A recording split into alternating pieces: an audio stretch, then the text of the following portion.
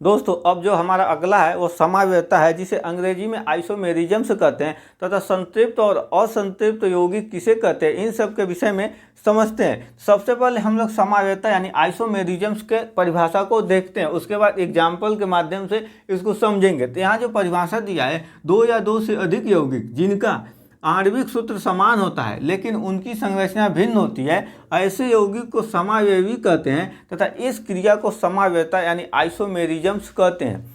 और जो समावयवी यौगिक होते हैं इनके अणुसूत्र तो समान होते हैं लेकिन इनकी जो भौतिक और रासायनिक गुण होते हैं यह भी दोनों अलग अलग होते हैं। साथ ही जो इनकी इलेक्ट्रॉनिक बिंदु संरचना होती है वो भी भिन्न होती है। तो आइए एग्जाम्पल से समझते हैं। जैसे यहाँ पे दिया है एथिल एल्कोहल और डाई मेथिल ईथर।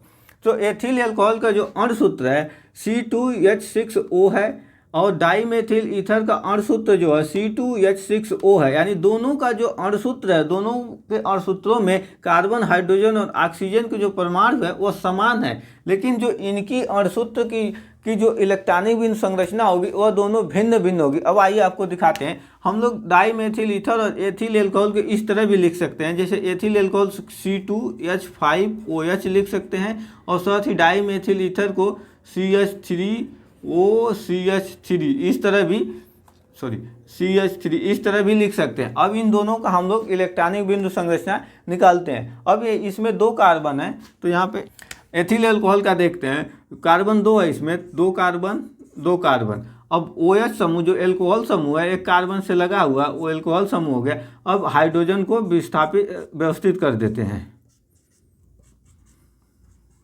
तो ये हुआ हमारा एथिल अल्कोहल का इलेक्ट्रॉनिक बिंदु संरचना। अब यहाँ पे देखते हैं डाईमेथिल ईथर का। तो डाईमेथिल ईथर में जो ईथर समूह है बीच में रहेगा, इसी से कार्बन जुड़े रहेंगे।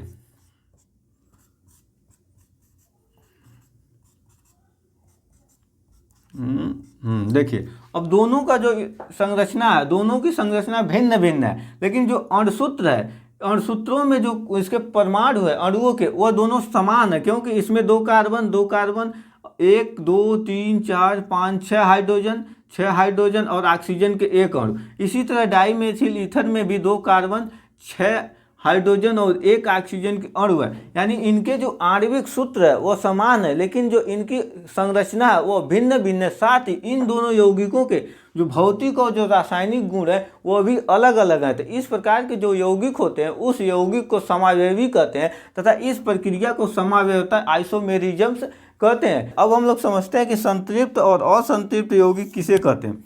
जो संतृप्त यौगिक होते हैं, जो कार्बन और कार्बन परमाणु जब एक दूसरे से बंध बनाते हैं यानी आबंध बॉन्ड बनाते हैं, तो जब एक बंध जैसे एक कार्बन और एक कार्बन दोनों आपस में बंध बनाया तो यहाँ पे एक एकल बंध बना है। तो जो एकल बंध से जो कार्बन आपस में जुड़ते हैं उस यौगिक को संतृप्त यौगिक कहते हैं। लेकिन यहीं पे जो एक कार्बन ये है और एक दूसरा कार्बन है, ये दोनों कार्बन डबल बंध से आपस में जुड़ते हैं, तो इस प्रकार के जो यौगिक होते हैं उसे असंतृप्त यौगिक कहते हैं। डबल या ट्रिपल बंध से जुड़ते हैं तो उसे असंतृप्त यौगिक कहते हैं। आई होप आप सभी को यहाँ तक समझ में आया होगा।